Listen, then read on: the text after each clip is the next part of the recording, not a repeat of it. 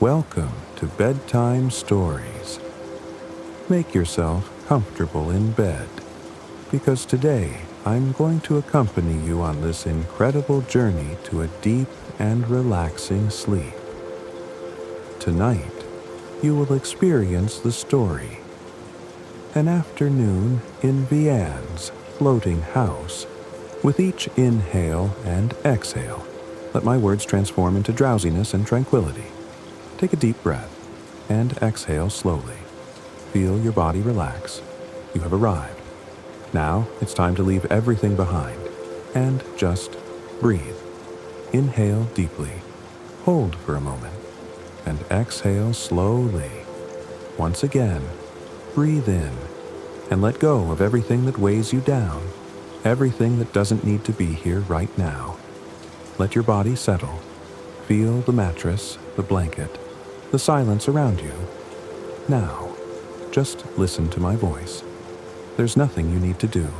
Just listen and let each word lead you. Deeper, calmer, lighter. You are safe. You are at peace. And from now on, I'm going to tell you a story.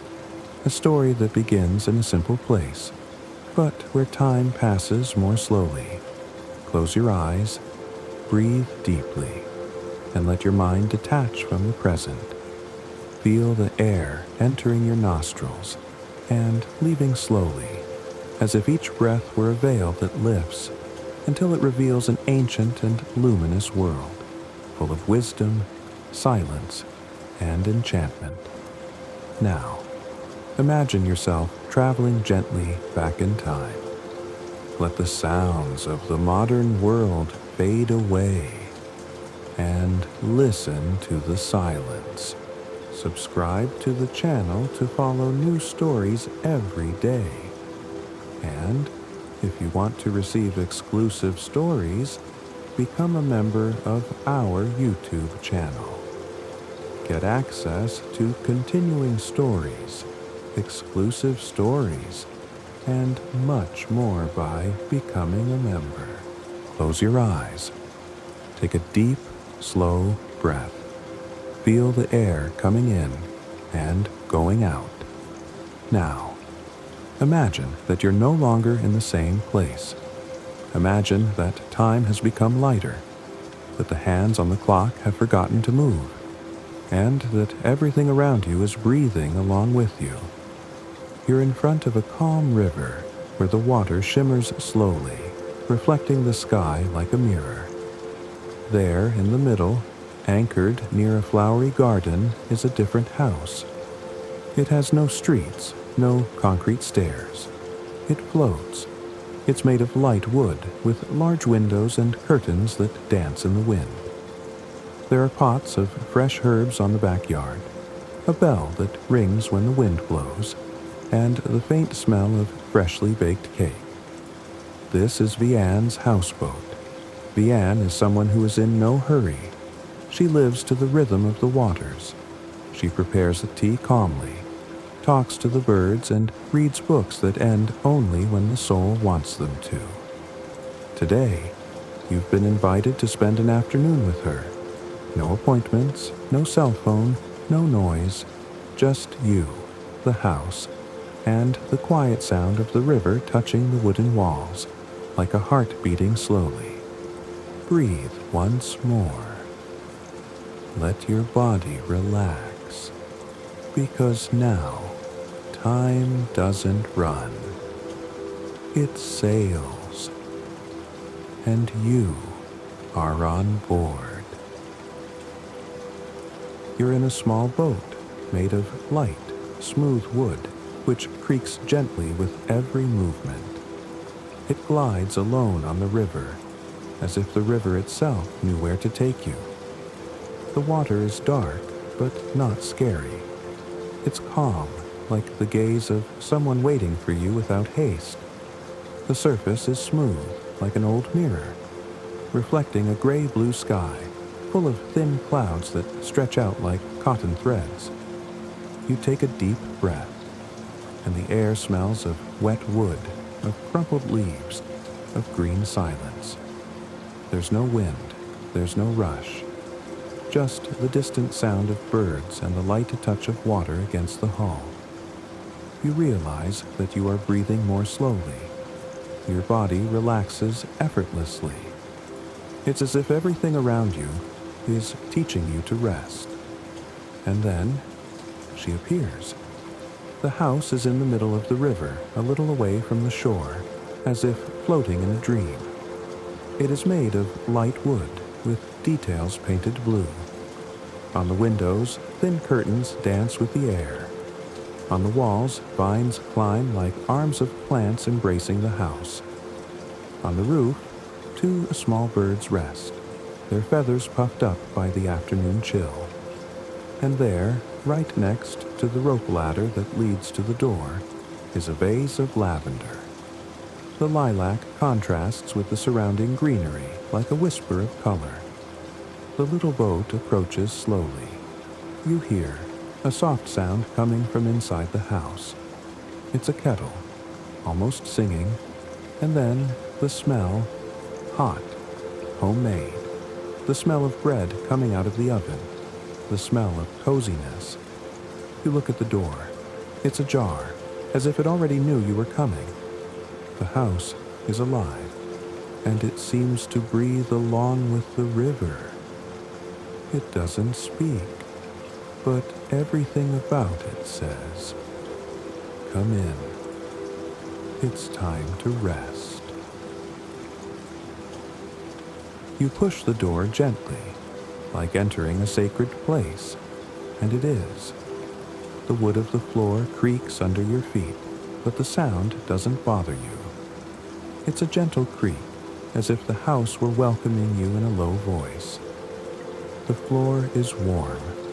The wood holds warmth, as if it had been touched by the sun from the inside, or perhaps by time. You take another step, and the kitchen appears. It's small, but it seems infinite. It's not just made up of walls and furniture. It's made up of details, of stories, of smells. Copper pots hang on the walls, reflecting the light like golden mirrors. On wooden shelves, glass jars with grains, dried leaves, and spices rest in a neat order. Each one has a color, a smell, a memory. Fennel, clove, dried mint, cinnamon sticks, and a glass with tiny purple flowers, hand-picked lavender. In the center of the kitchen is Vianne. Her eyes are calm, so calm that they seem to know things that haven't even happened yet. Her smile is small but full, and when she looks at you, she doesn't seem surprised. She just smiles, as if to say, without saying it, "You've arrived at just the right moment." She's wearing a light apron stained with flour and a colorful scarf tied in her hair. Her gestures are slow, as if each movement were a quiet dance. Without haste, she prepares tea. You can smell it before you even see the cup. Chamomile, with a hint of dried orange. The scent rises into the air, mingling with the smell of bread in the oven and wood burning slowly. She places the cup in front of you, on a table covered with a flowered tablecloth. The chair has soft cushions, and when you sit down, you feel your body sink into a rest that isn't just physical. It's as if your worries slip to the floor and evaporate. At the window, the world outside seems distant, smaller, lighter. The sky is light gray but not threatening. The leaves in the woods sway slowly, and the river continues to beat gently against the house, like a heart that never rushes. Near the stove, there's a white cat. Curled up like a ball of yarn, he sleeps, and purrs. His purring is constant, and it matches the heat coming from the oven, the smell of tea, the silence that embraces everything. You think of nothing, and for the first time in a long time, that's good. You just exist, there, in that instant, and you exist in peace. The oven beeps softly, a soft sound, almost a whisper. Vianne gets up calmly. She goes to the oven and opens the door, from which a wave of fragrant warmth comes out. The smell, it's pure comfort. She removes the loaf with both hands covered in thick gloves.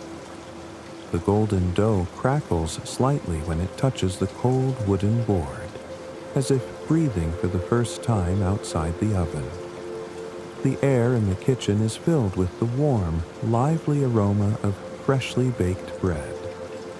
You close your eyes for a second, just to feel it. Vianne takes a knife and cuts 2 thick slices. The crust makes a delicate sound which echoes in the kitchen like music. Inside, the bread is soft, still smoking. She takes a small pot of fresh herb butter. She gently spreads it over the slices. The butter begins to melt slowly, running down the grooves of the crust, creating little golden puddles with the scent of rosemary, thyme, and a hint of lemon. She offers you a slice, and you receive it with both hands, as if you were taking something sacred. When you take the first bite, the world slows down even more. The taste is simple, but it carries something greater. It's not just bread, it's a memory. It's childhood. It's warm silence.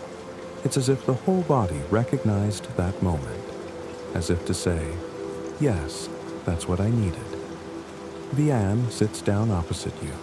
She also has a slice in her hands, but she doesn't eat in a hurry. She takes a bite. She smiles and stays silent. She doesn't say much, and you realize you don't have to.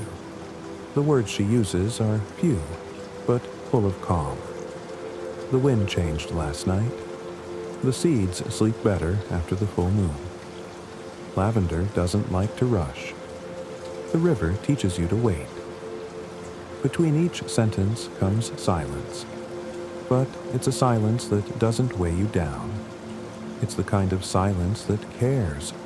You listen to everything, not just with your ears, but with your whole body. Chew slowly. You look around. The steam from the cup still rises into the air. The white cat purrs softly near the stove, and the sound of the river lapping at the base of the house is like a gentle metronome, setting the rhythm for everything. That's when you realize nothing there is running. Nothing is trying to arrive before its time. Everything has its own time, and so do you. Your body understands this, and it thanks you.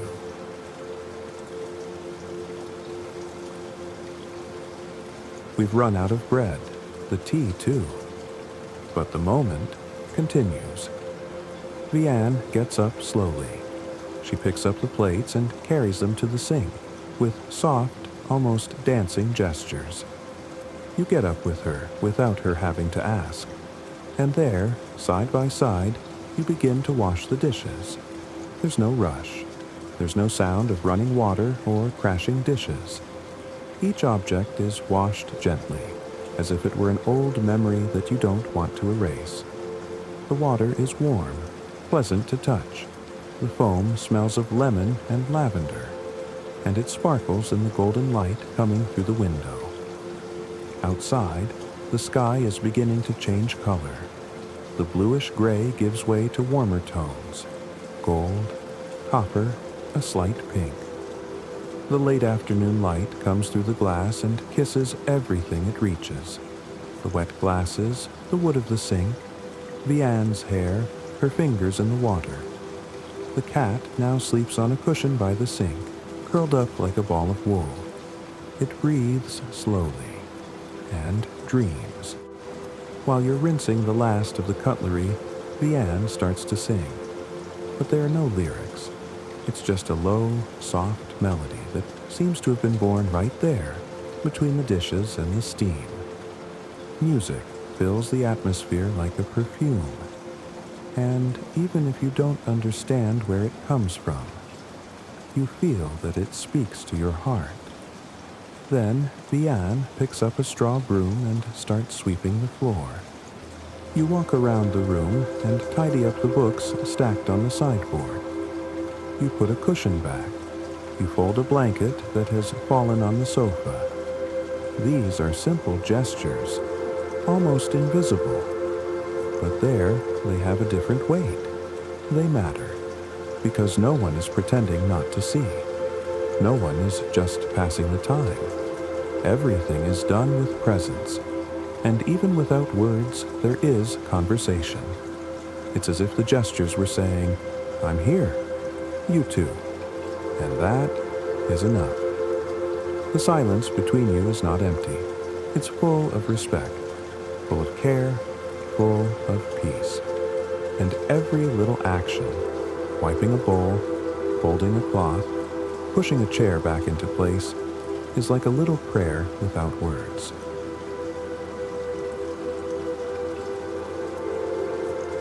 The sun slowly begins to lower. You watch through the window as the light changes. First, a very light blue, then a soft pink. Soon, the pink turns to burnt orange, and finally, the sky turns a deep violet, almost purple, like a blanket covering the day. Vianne approaches you in silence.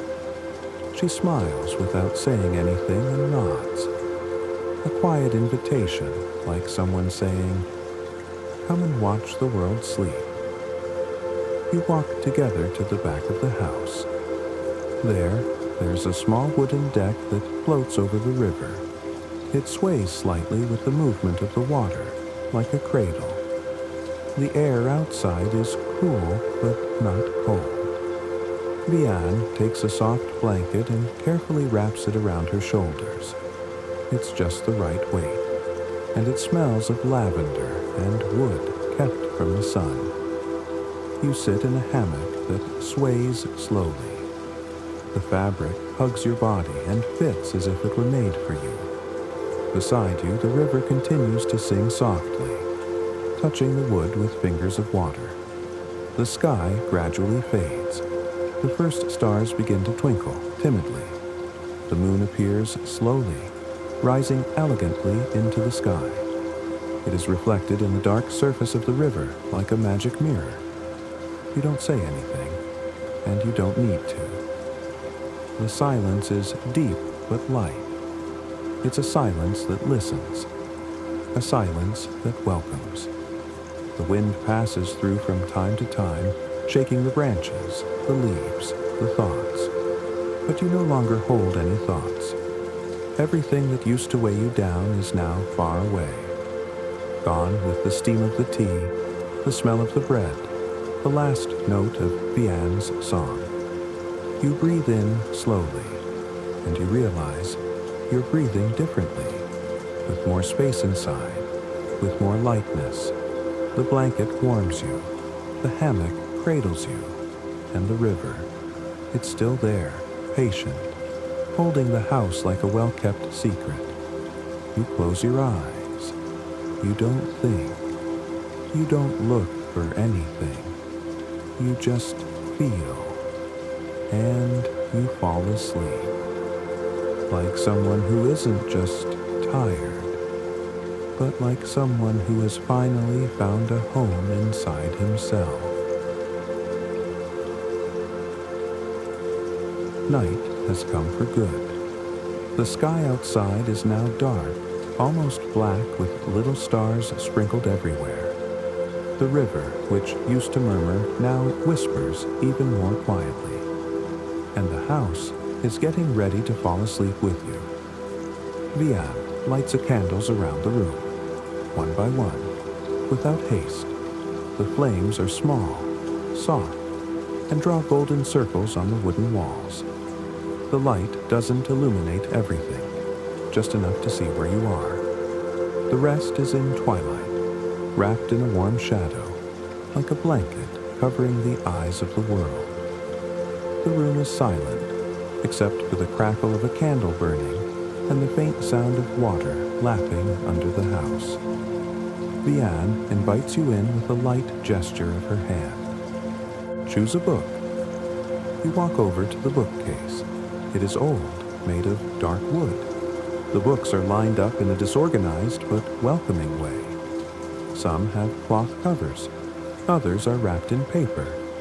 Most have handwritten titles, some crooked, others almost erased, as if they didn't care about being read, but only remembered. His fingers run along the spines of the books, and then they stop at one, bound in blue cloth with silver lettering, simple. You open it, but inside, there isn't a story with a beginning, middle, and end. There are pieces, pages with loose passages, scattered sentences, short poems, thoughts that seem to have flown in.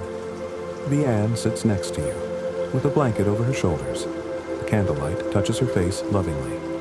She reads a passage in a low voice, almost as if she were singing, "Some houses breathe, others welcome in silence." You stay there together, reading, turning pages slowly, in silence, or whispering one sentence or another, but always with time. The world outside seems to have become very distant, as if the house had moved away from the earth and was now floating in a space between dream and sky. You feel your body sink a little deeper into the armchair. Your eyes get heavier. The air smells of candles, wood, and old tea. The only thing that exists now is the low light, the sound of the river, and the light weight of sleep. That approaches slowly, like a story that hasn't finished yet.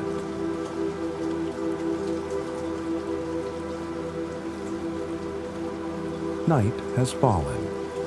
The house is mostly dark, except for an oil lamp on the living room table. Vianne shows you an old drawer full of small objects. They are simple things. An old coat button, a stone as smooth as soap, a dried leaf, a miniature boat. She says, "These are things that speak softly, but they always tell stories." You pick one up, a piece of wood that smells of the sea. As you hold it, a memory comes to you. Perhaps yours, perhaps invented, but it comforts you. You stay there, fiddling with the objects, in no hurry, like archaeologists of soft memories. And everything seems so simple, so right, so enough. Vianne offers you a light blanket. You drape it over your shoulders and lie down on a lounger by the window. The wind rushes in calmly. The curtains dance like handkerchiefs in farewell. The river outside continues on its way without a sound. You feel that even the weather is asleep. The walls of the house don't speak, but they welcome you. The ceiling breathes with you, and the rhythm of the water lulls loose thoughts, which soon dissolve. You don't want to sleep, but you don't have to fight it, because sleeping here isn't leaving. It's just giving yourself up.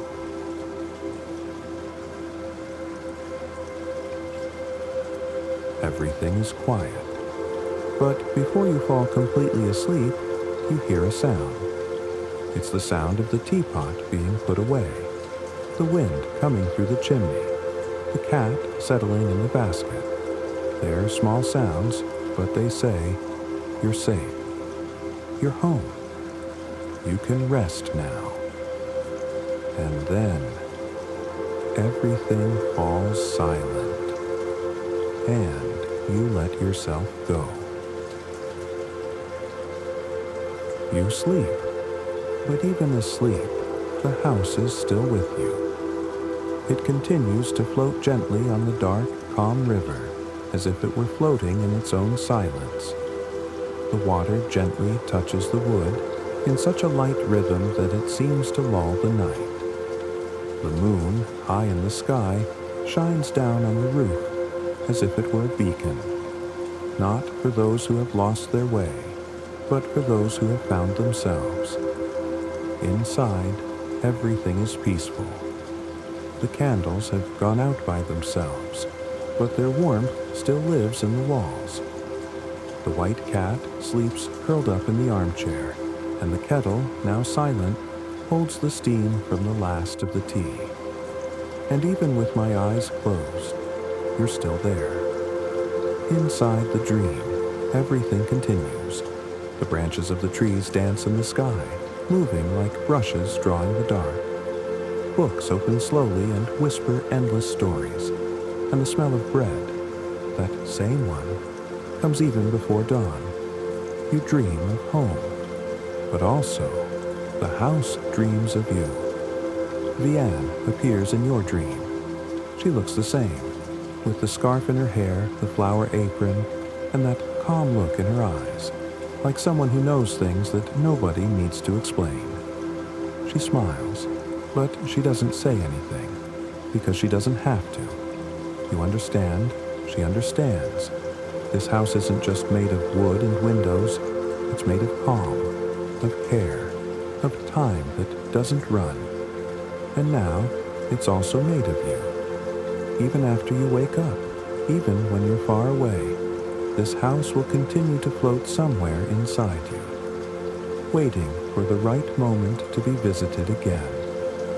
Good night. May your dreams be light, and may you come back whenever you need to rest.